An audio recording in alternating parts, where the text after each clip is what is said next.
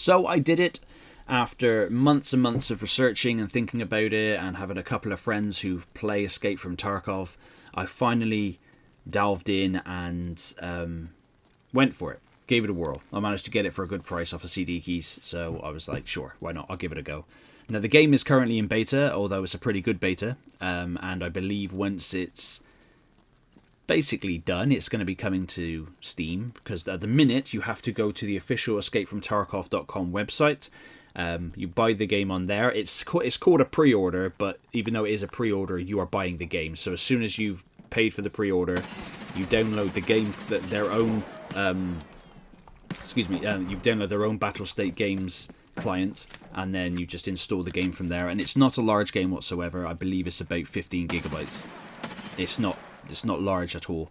But for those of you who are uninitiated, as Bane would say, Escape from Tarkov is essentially a survival MMO first-person shooter thing, I suppose. It's a very unique game. Unique in the sense that it'll terrify the crap out of you, not because it's intended to be a horror, but because you essentially spawn into one of many maps, which I believe will eventually all be one great big map, and you have no in-game map, and you have to essentially survive, and then just get to an extraction point. Now, what you want to do is type into Google Escape from Tarkov interactive maps, and then get at the map. So whichever map you're going into, whether it be customs, interchange, woods, lighthouse, then what you do is you find the corresponding map, and then you look for landmarks essentially in your game to look, and then look at the map, and then be like, okay, cool, that's where that one is. I can get to this extraction point because only some of them are 100% open, some of them may be open. So, and some people camp those spots. Now, what you have is you have other players running around, and you also have AI called scavs, and essentially you have to run around, loot things, try not to die, as it's incredibly realistic. Your guns can jam if they're old and worn. Ammo is scarce, and noise is your friend and also your enemy, because if you hit a bush, or if you run too loud or whatever, you make noise and attract, and like gunfire, for example, you will attract attention, and some people, they seek out the attention.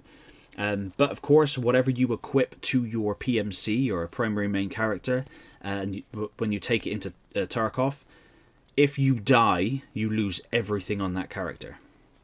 Like everything, you lose all your armor, you lose your weapons, whatever loot you picked up, whatever loot you took in, and whatever weapons you take in with you is gone. You can insure it in the game, obviously with in-game money. You can insure it so that as long as nobody loots your stuff, it will be delivered back to you at another date.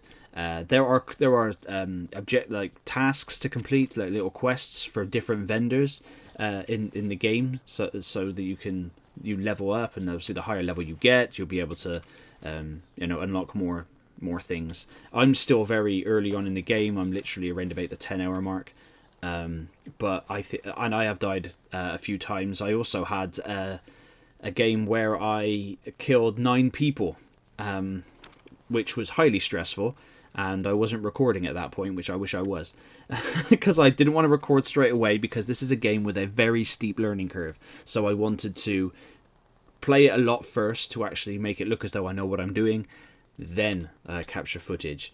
But even if you know what you're doing, you can still be taken out at any time from anywhere. I've had trade-offs with a guy sniping from a distance. I've had very tense encounters with scavs, of course, if people go for your leg, which seems to be the meta. They'll shoot your legs out, so you're very slow, and your character limps, which is really, really cool. There's a lot of details, which I'm not going to cover in this video. I didn't want to make this video too long. I just wanted to kind of like say, hey, I'm playing Tarkov now. Yes, it's absolutely awesome. There's thousands of videos out there about Tarkov. I'm not gonna come out with any tips for beginners just yet, as I'm not that I'm still very new to the game. But yeah, essentially, if you want to pick up Tarkov, then I'd suggest do it. It's a very cool game. It's a very hard game. And there's risk and reward. You can enter games as a scav, but you can only be a scav once every 20 minutes. So once you've played as a scav, that's a low risk, high reward. So you go in towards the end of a map that's already happening as one of the AI people as that you control. So other scavs and other players who are scavs won't shoot you unless you shoot them. I mean, some other players who are scavs probably will shoot you because they're dicks. And then what you can do is loot, and everything you loot and extract with as a scav, you can keep for your PMC. So it's good to do a scav run to replenish the stuff. Even the guns that you randomly spawn with as a scav, you can then keep and use on your PMC. But when you buy the game, you'll get loads of free items and stuff anyway that you can equip, like M16s, MP5s, pistols. So it's a really cool game. It's really intense, and like I said, just listening for footsteps, for bushes, for doors, for shooting is key. As long as you just have your wits about you, you'll be absolutely safe. But let me know in the comments what you think. Have you ever played Tarkov? Have you been thinking about picking up Tarkov?